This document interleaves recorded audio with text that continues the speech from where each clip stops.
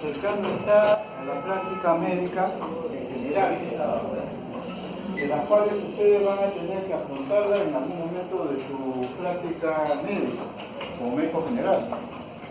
Por un lado tenemos que los que actúen en el lado de medicina, la especialidad de medicina, cualquier especialidad de medicina, o los que trabajen en el área de cirugía, son los que más van a tener este tipo de situaciones o problemas que van a tener que atender.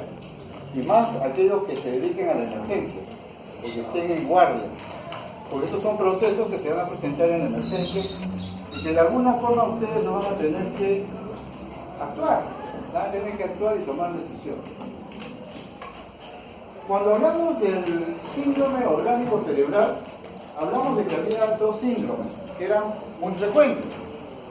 Por un lado, el síndrome orgánico cerebral agudo. ¿Se acuerdan del síndrome orgánico cerebral agudo? Ya se olvidaron ya.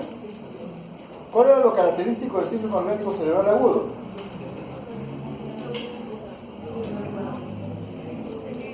El síndrome orgánico cerebral agudo, ¿qué era lo llamativo? Lo característico en el examen.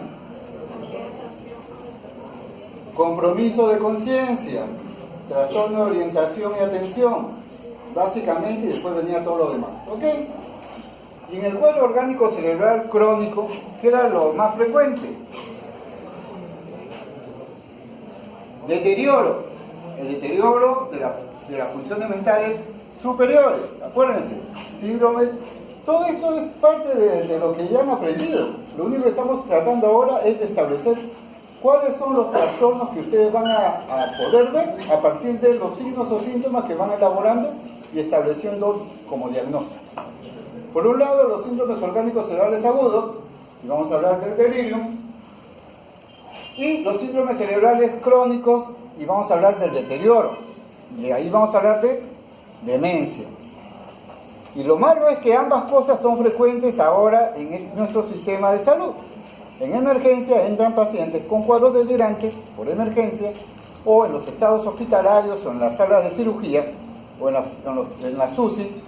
Y por otro lado, los cuadros, ¿no?, de deterioro también han aumentado porque ya la población ya no es una población joven, ya no es una pirámide, ahora es, ¿no?, un edificio que se va alimentando sucesivamente con la existencia de más gente que supervive ya a partir de los 70 hasta los 100 años. El límite de vida ahora ha subido, ya estamos llegando a los 100, ya no consideramos que... ¿no? Los seguros plantean de que uno debe vivir hasta los 120 o 130 años. Pero vamos a tener problemas porque ustedes, los que se dedican a medicina o cirugía, van a tener pacientes no de la tercera edad, de la cuarta o quinta edad. Y van a tener que manejar estos procesos que se van a dar en el proceso de su atención. Pero es importante que presten atención porque esto les va a ayudar a ustedes a tomar decisiones. Y si no aprenden a tomar decisiones, las equivocaciones les va a costar caro, porque van a estar la familia detrás de ustedes buscando la forma como, ¿no?, conseguirles un juicio. Muy bien, entonces cuando hablamos de delirio, tenemos que ver en cuenta que la carga económica de los cuadros delirantes es considerable. Es una demanda intensa en todas las áreas o servicios en los cuales se presentan. Lely y colaboradores estimaron de forma conservadora que el delirium es responsable de un gasto que oscila entre $60.000 y $64.000 en costo adicionales de atención por paciente y año. Es decir, los costos directos anuales oscilarían entre $138.000 y $152.000 millones. Ahí es donde se va todo el presupuesto del país. Y es importante tener en cuenta que los pacientes con delirium no solo se mueren más, sino que se mueren antes de que usted lo pueda incluso diagnosticar. ¿Qué cosa es el delirium entonces? Primero, el delirium no es una enfermedad, es un síndrome.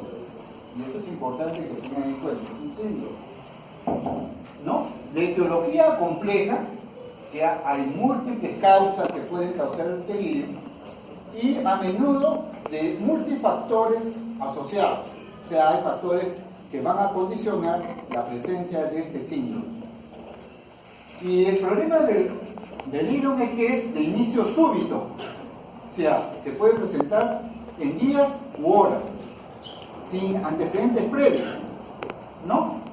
Y el curso generalmente fluctuante con empeoramiento en la noche, por eso es que llegan a emergencia a partir de las 5 o 6 de la noche, es donde la carga, la demanda de la guardia nocturna es enorme. ¿Qué es lo llamativo de este síndrome delirante o síndrome confusional? Es un deterioro de la atención, o sea, la persona tiene dificultades para poder concentrarse, para fijar y mantener la atención, se distrae con facilidad. Hay una alteración del nivel de conciencia. En general, los pacientes pueden estar somnolientos, estuporosos o en un estado de hipervigilia, o sea, los dos extremos de los niveles de conciencia cuantitativa. Por un lado, hipervigilantes, con los ojos saltones, como si algo va a suceder, o al revés, somnolientos, estuporosos, ¿no? Con la conciencia disminuida. Junto con este problema de la atención y la conciencia, vamos a encontrar alteraciones de la memoria. ¿Pero de qué memoria? De la memoria de trabajo, de la memoria de recordar nuevos recuerdos. Esa que ustedes aprenden a la hora del aprendizaje, asimilan, almacenan y vuelven a utilizar. Esa es la memoria de corto plazo de trabajo. Esa se ve alterada en estos pacientes. Entonces no pueden recordar las órdenes que usted le da, al poco tiempo ya se olvidado. Y por supuesto, trastornos de reorientación, principalmente en el tiempo, en el espacio y menos en persona. ¿Y eso lo diferencia de qué? De los trastornos disociativos, donde en los trastornos disociativos lo que hay es un compromiso de orientación en la persona. Y por supuesto, todo eso lleva a alteraciones en el pensamiento y alteraciones en el lenguaje. El paciente habla incoherentemente.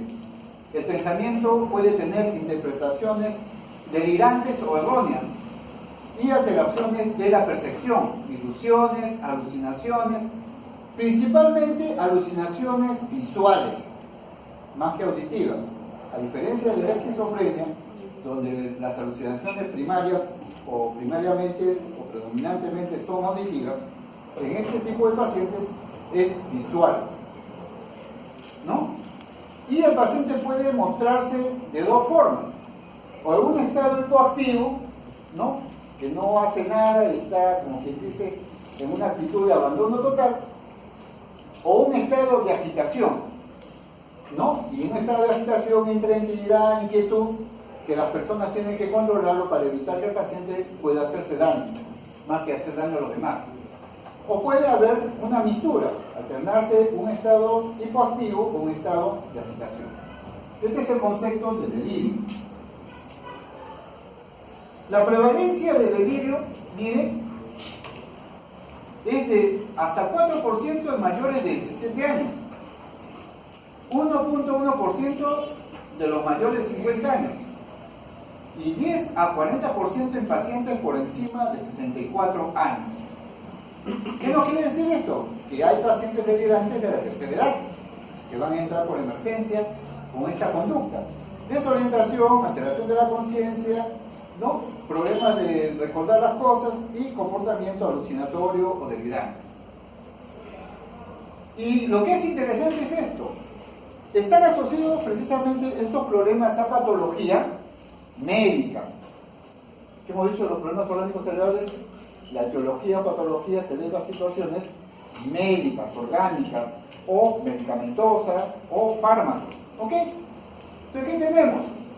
Que vamos a encontrar, ¿no?, según la patología o la intervención, en pacientes que están en cirugía, 10 al 50% del postoperatorio en cirugía general, en postoperatorio general, en cirugía general de 10 al 15%, en cirugía ortopédica del 28 al 61%, en cirugía de cataratas del 1 al 3%. O sea, los que se van a dedicar a la cirugía ya saben los riesgos que van a tener con este tipo de pacientes.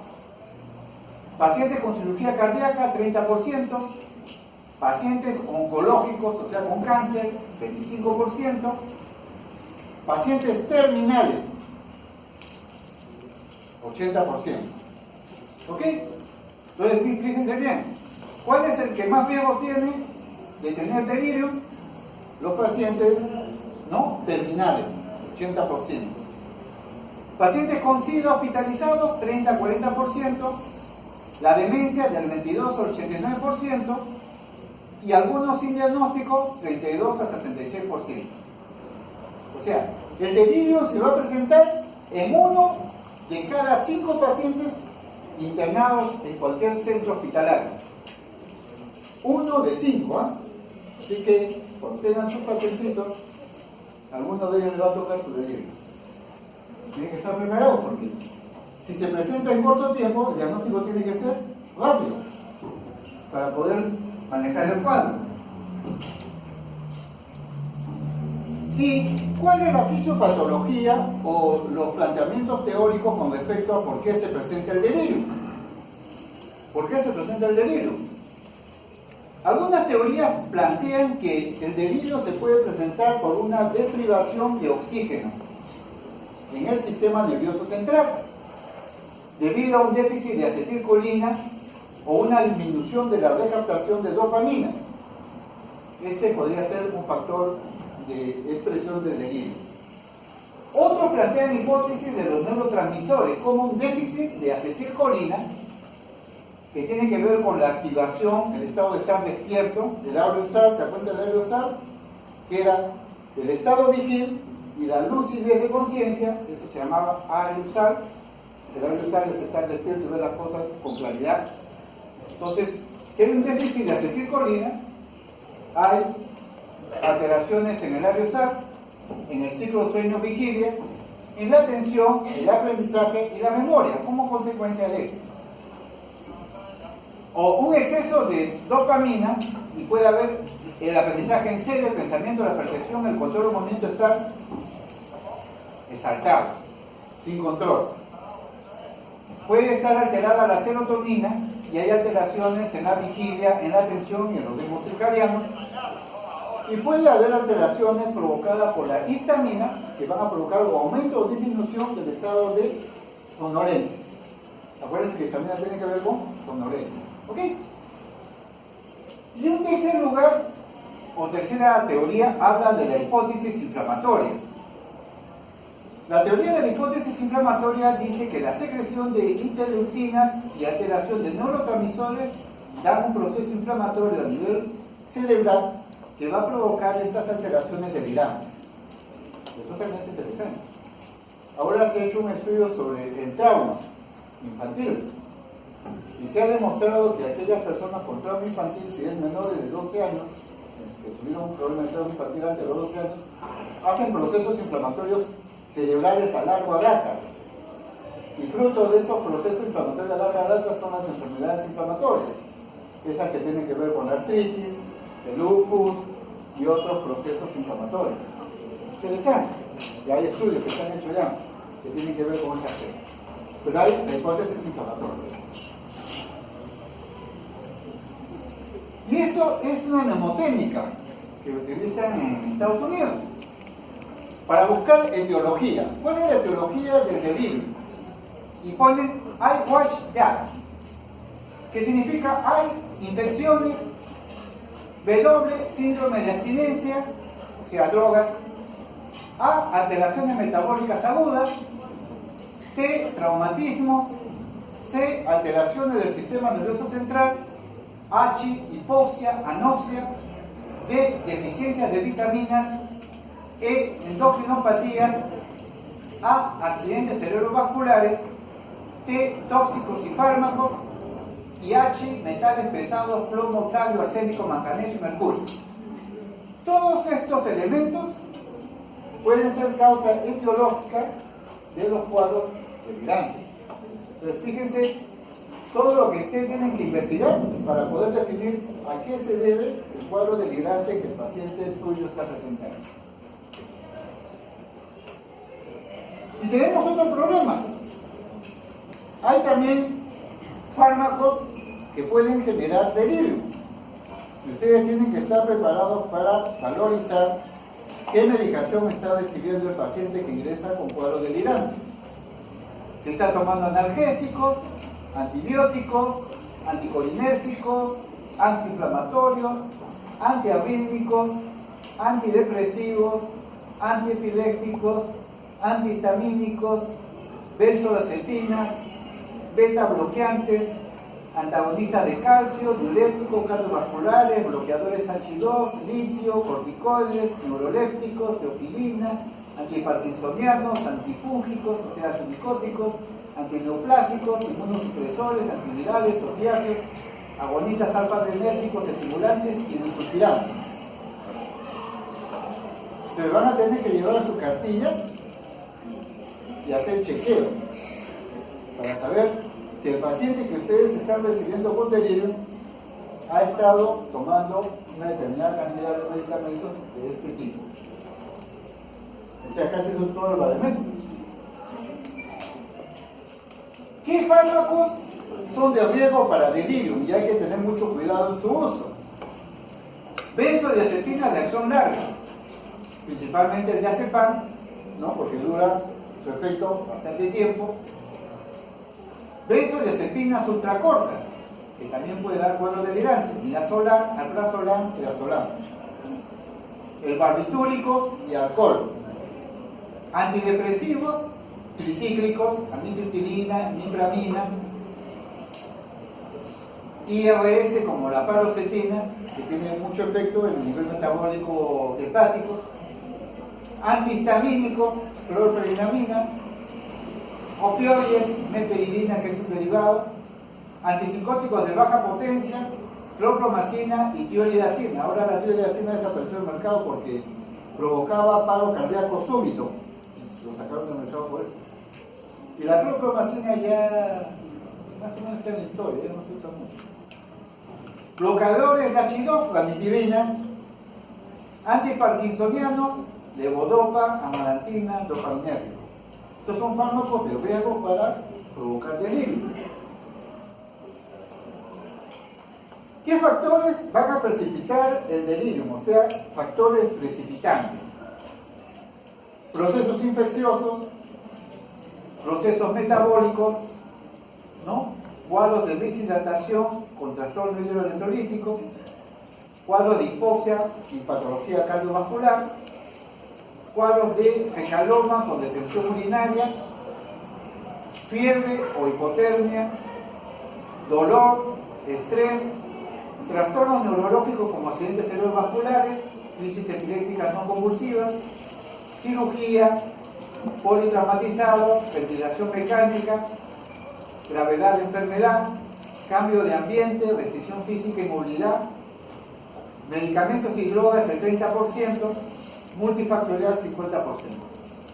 O sea, casi toda la medicina está metida acá. Ustedes tienen que ser lo suficientemente sagaces de hacerle una buena historia clínica, un buen estudio de cuáles son los antecedentes patológicos, qué tratamientos han recibido, ¿no? Y qué medicamentos están tomando, para poder discernir qué es lo que está provocando el proceso.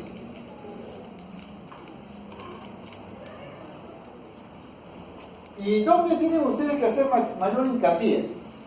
Cuando ustedes diagnostican el delirio, tienen que ver que hay síntomas nucleares o manifestaciones clínicas nucleares que debe existir para hablar de delirio, y manifestaciones no nucleares, o sea que son anexas. No todos los cuadros de delirio lo van a presentar. Entonces, la parte más importante es lo nuclear. ¿Qué es lo que vamos a encontrar en un delirio nuclear? Los síntomas básicos. Conciencia, o está estuporosa o está hipervigilante, o sea, están los dos extremos. Atención, disminuida.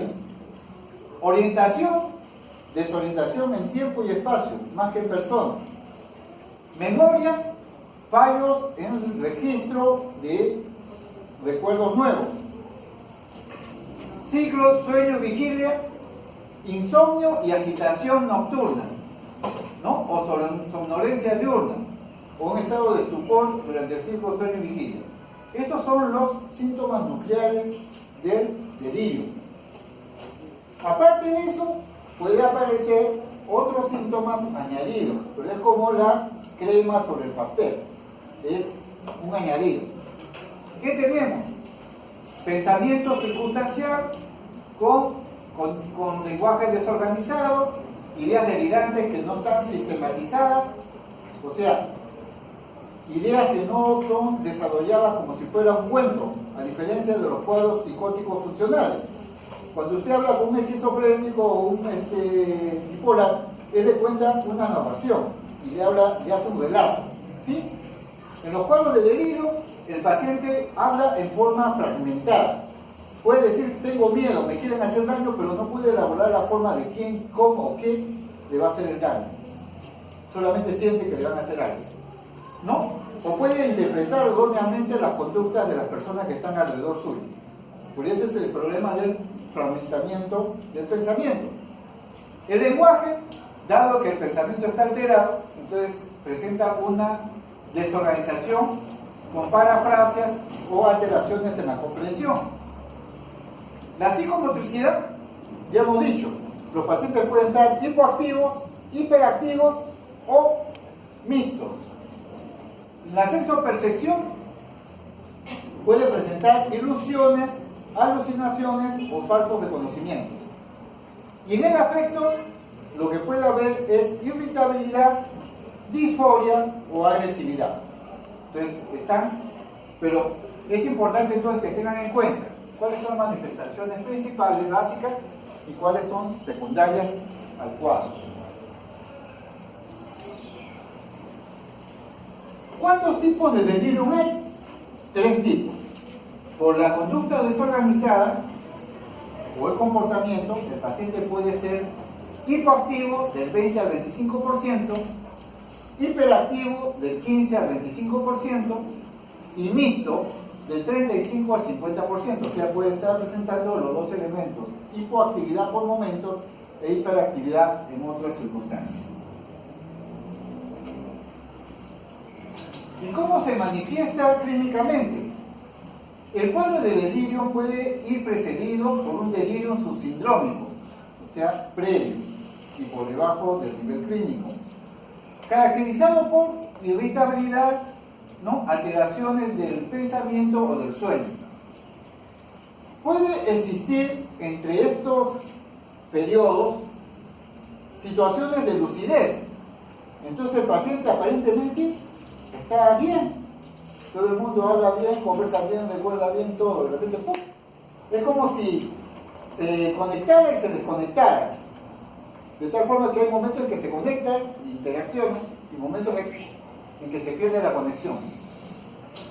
¿Cuáles son los riesgos de un cuadro de delirio? Las complicaciones, porque este paciente lo tiene que tener en cama, y al tenerlo en cama, ¿qué va a venir?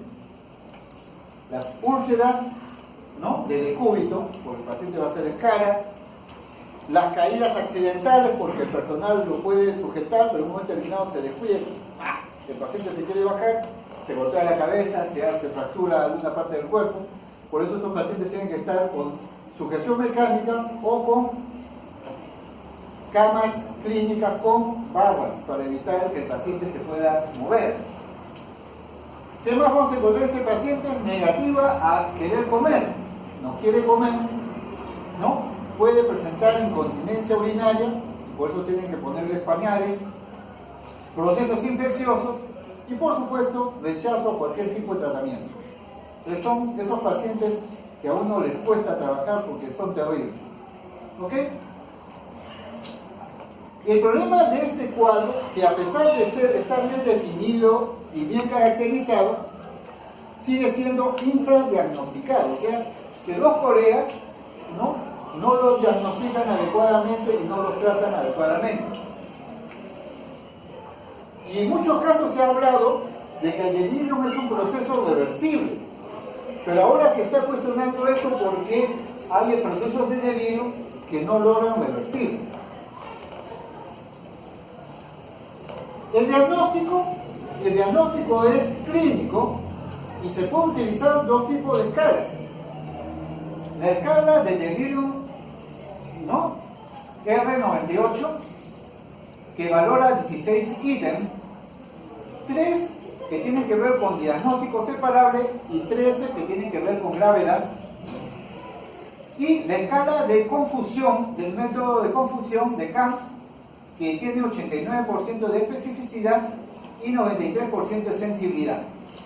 En el Camp vamos a encontrar 4 tipos de características. ¿Y qué es lo que cómo se diagnostica el delirio? Por la existencia de características 1 y 2. De todas maneras debe haber 1 y 2. Y al menos una de 3 o de 4. ¿No? Para que se diagnostique el delirio. Vamos a ver entonces la escala del delirium, el rating de delirio. Y entonces acá tenemos una puntuación de gravedad. Los ítems de gravedad tienen que ver, por ejemplo, con el ciclo de sueño-vigilia, ¿no? Si están alterados o no. Si hay alteraciones de la percepción. En el caso del ciclo de sueño y vigilia hay que dar información adicional si el paciente tiene insomnio o tiene hipersomnia y si la alteración se presenta en la noche o hay una inversión de sueño noche-día. Alteraciones de la percepción.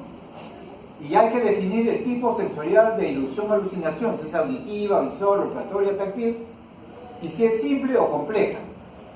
Normalmente los cuadros delirantes son simples, pero pueden haber también alteraciones perceptuales complejas. Delirio.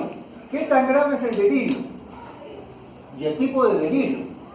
Si es de persecución, de grandeza, somático, y si está sistematizado o no. La habilidad afectiva, ¿no? Estos pacientes tienen tendencia a tener la habilidad afectiva. Entonces la puntuación de gravedad va en relación a cuán intensa es su habilidad afectiva. ¿Y qué tipo de habilidad tiene? Ira, ansiedad, tristeza con disforia, hipertimia o irritabilidad. El lenguaje. Y aquí hay que ver si el paciente también puede estar intubado, ¿no? Entonces es difícil poder hablar del lenguaje o está en un estado mutista. El curso del pensamiento, si el paciente está intubado por un proceso que lo lleva a estar en UCI o está mutista también hay que establecer eso. Si hay agitación motora y qué nivel de agitación tiene, la gravedad de su agitación. Y si ha tenido que ser contenido y qué tipo de contención se ha tenido que hacer. Puede ser contención física o contención farmacológica. Si hay retardo psicomotor, si hay alteraciones en la orientación, si hay alteraciones en la atención, si hay alteraciones en la memoria a corto plazo, en la memoria a largo plazo y en la capacidad visoespacial. Todo eso nos da una escala de puntaje de gravedad del cuadro delirante. Esto en cuanto a gravedad. Esto en cuanto a ítem diagnóstico.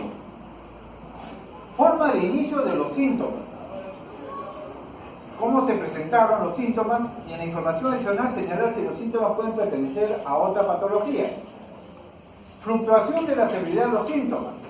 Señalar si hay síntomas que solo aparecen durante la noche. Porque este problema, este síndrome delirante a usted le va a llegar en las noches.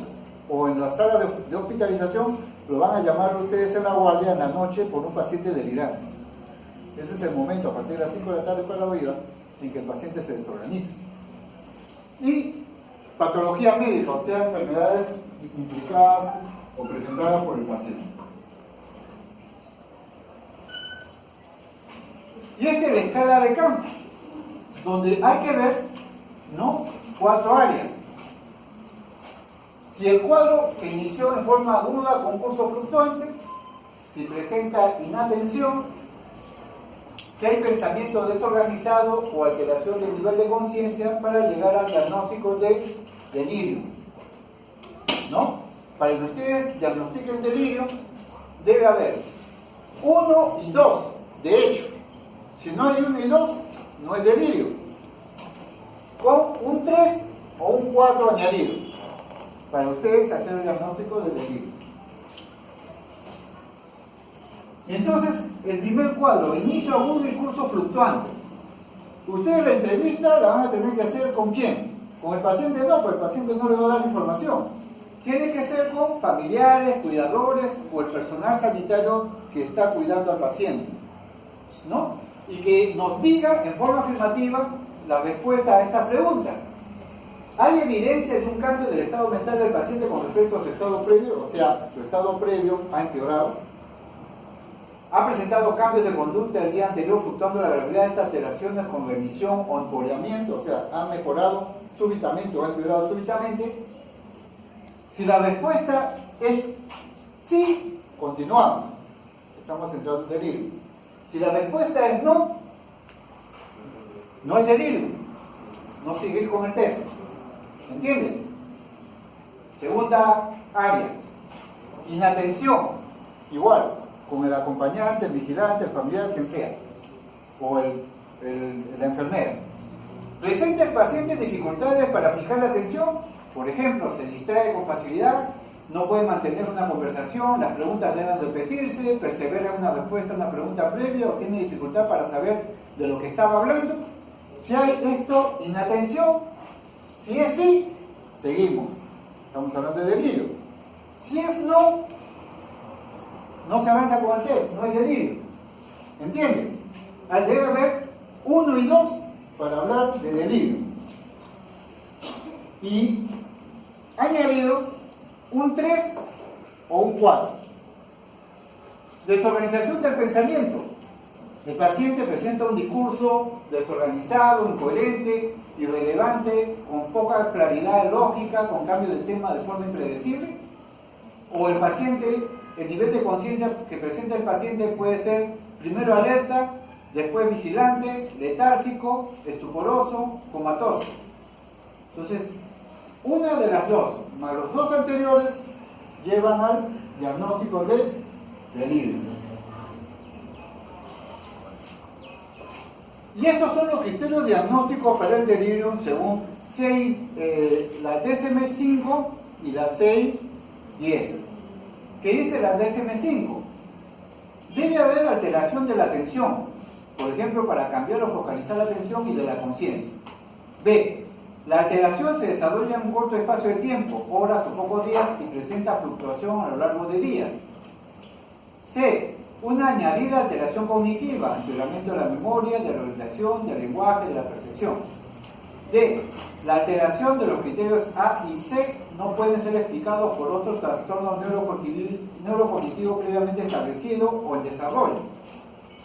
E. Debe haber evidencia en la historia clínica, en la exploración física, en las pruebas de laboratorio de que las alteraciones psicológicas son consecuencias de una condición médica o exposición a tóxicos o a retirada reciente de medicamentos o que posea un carácter multifactorial. Estos son los criterios para el diagnóstico de delirio según DSM-5. Según 610, característico del delirio: obnubilación de la conciencia, es decir, que hay una disminución de la claridad de la conciencia del conocimiento del entorno, con una disminución para focalizar o sostener o cambiar la atención. B. Trastorno de la cognición que se manifiesta por lo menos por un deterioro de la memoria inmediata y reciente con la remota relativamente intacta. Desorientación en tiempo, lugar y persona. C. Al menos uno de los siguientes alteraciones motrices: cambios rápidos de hipoactividad a hiperactividad, incremento del tiempo de reacción, incremento o disminución del flujo del discurso, acentuación de las reacciones de sobresalto. D. Alteraciones en el ciclo sueño-vigilia, manifestado por lo menos por uno de los siguientes: insomnio, empeoramiento nocturno de los síntomas o sueños desagradables o pesadillas, que pueden continuarse como alucinaciones o ilusiones al despertar. E. Los síntomas tienen un inicio rápido y muestran fluctuaciones en el transcurso del día. F. Hay pruebas objetivas en la historia clínica, exploración física y neurológica o resultado de laboratorio de una enfermedad cerebral o sistémica subyacente, otras que las relaciones con sustancias psicoactivas, que pueden considerarse de forma razonable que sean las responsables de las manifestaciones clínicas. Por eso decimos de que esto tiene que ver con patología médica o patología medicamentosa. Y entonces tienen que darse cuenta si esto se presenta de tal forma. Según los criterios del DSM-5, que es del 291 al 293, el síndrome confusional o delirio es una alteración de la atención, capacidad reducida para dirigir, centrar, mantener o desviar la atención, y la conciencia, orientación reducida al entorno. La alteración aparece en poco tiempo, habitualmente horas o pocos días. Constituye un cambio respecto a la atención y conciencia iniciales y su gravedad tiende a fluctuar a lo largo del día. Hay una alteración cognitiva adicional, puede ser déficit de memoria, de orientación, de lenguaje, de la capacidad visoespacial o de la percepción. Los criterios A y C nos explican mejor por otra alteración neurocognitiva preexistente. En la anamnesis, la exploración física o los análisis, ¿no? Se obtienen evidencias de que la alteración no es consecuencia directa de otra afección médica, una intoxicación o una abstinencia por una sustancia debida al consumo de drogas o medicamentos, o una exposición a una toxina o a múltiples etiologías orgánicas. Se debe especificar si el cuadro de delirium es agudo y dura horas o días, o persistente si dura semanas. Especificar si el delirium es hiperactivo, hipoactivo o mixto. La evaluación clínica tiene que ser en anamnesis dirigida, teniendo atención especial a los fármacos que el paciente ha estado tomando, exploración física y del estado mental. Y se deben hacer pruebas complementarias: hemograma, coagulación. ¿Tiene algún significado la alarma?